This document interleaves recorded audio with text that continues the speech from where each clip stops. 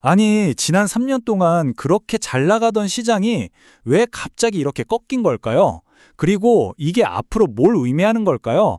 오늘 이 시간에는 이렇게 격동하는 시장의 이면에 있는 세 가지 주요 역풍에 대해 깊이 파고들어 보겠습니다.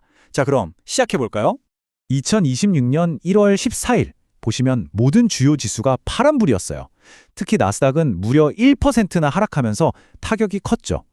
근데 이게 그냥 오늘 하루 운이 안 좋았네 하고 넘어갈 일이 아니었다는 겁니다.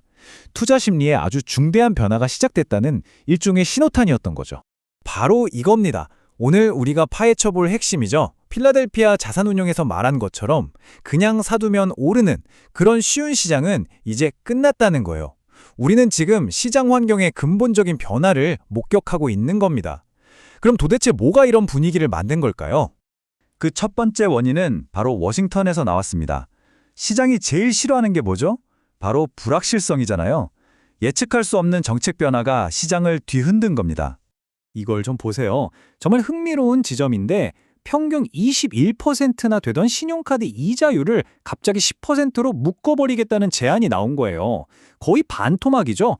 당연히 금융권은 발칵 뒤집힐 수밖에 없었습니다. JP모건 체이스의 CFO가 바로 반응했죠. 이게 단순히 은행 수익만의 문제가 아니라는 거예요. 진짜 문제는 이렇게 되면 정작 돈이 급한 사람들이 신용을 얻지 못하게 되고 결국 경제 전체에 악영향을 줄 거라는 경고였습니다. 시티그룹 CEO도 같은 목소리를 냈어요. 일반 소비자나 소상공인들이 이제 합법적인 신용카드 대신에 훨씬 더 위험한 약탈적인 대안으로 내몰릴 수 있다는 거죠. 이건 정말 심각한 문제입니다. 뱅크 오브 아메리카 CEO의 말로 딱 정리가 되네요. 신용카드 발급 자체가 어려워지고 한도도 줄어들 거다. 그러니까 정책 의도는 좋았을지 몰라도 현실에서는 오히려 신용시장을 꽁꽁 얼어붙게 만들 수 있다는 그런 우려가 팽배했던 겁니다. 근데 이게 다가 아니었습니다. 금융정책만으로도 시장이 시끄러운데 같은 날 기술 섹터에 또 다른 폭탄이 떨어진 거죠. 백악관이 무역확장법 232조라는 카드를 꺼내들었어요. 이게 뭐냐면 국가 안보를 이유로 특정 품목에 관세를 매기는 건데 이번 타겟은 엔비디아의 H200 같은 최첨단 반도체였습니다. 여기에 25% 관세를 매기겠다는 거예요.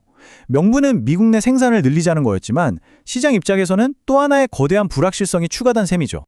자, 이렇게 워싱턴발 충격이 있었고요.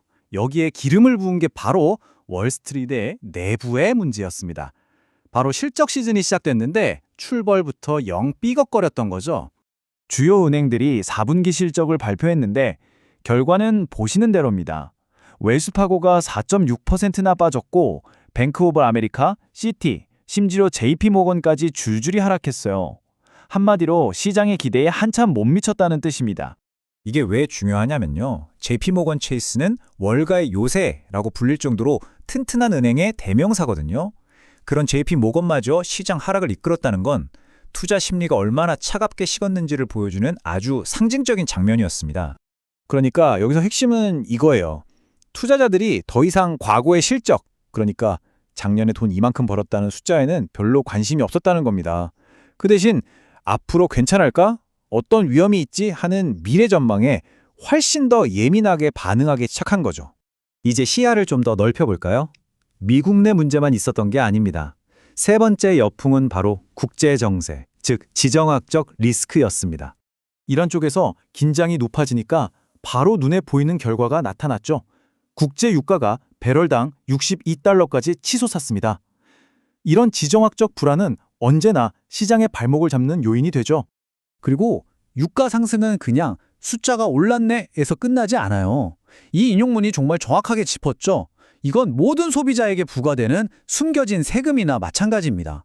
당장 우리 주유비부터 시작해서 물류비, 생산비, 모든 물가를 끌어올려서 경제에 부담을 주게 되는 거죠. 자, 지금까지 세 가지 큰 역풍을 살펴봤습니다. 워싱턴의 정책, 월가의 실적, 그리고 글로벌 지정학적 긴장. 이 세 가지가 하나로 합쳐지면서 시장에 아주 분명한 메시지를 던졌습니다. 바로 AI 이지 버튼의 종말. 이 표현 정말 기가 막히지 않나요? 지난 몇 년 동안은 사실 그냥 AI 관련주, 기술주 아무거나 사두면 오르는 말 그대로 시형 버튼만 누르면 되는 시장이었잖아요. 이제 그게 안 통한다는 겁니다. 이 표를 보시면 바로 이해가 되실 겁니다. 시장을 이끌던 그 잘 나가던 매그니피센트 세븐 주식들이 올해 들어서 전부 마이너스를 기록하고 있어요. 메타는 6% 넘게, 마이크로소프트도 5% 넘게 빠졌죠. 시장의 엔진이 식고 있다는 아주 명백한 증거입니다.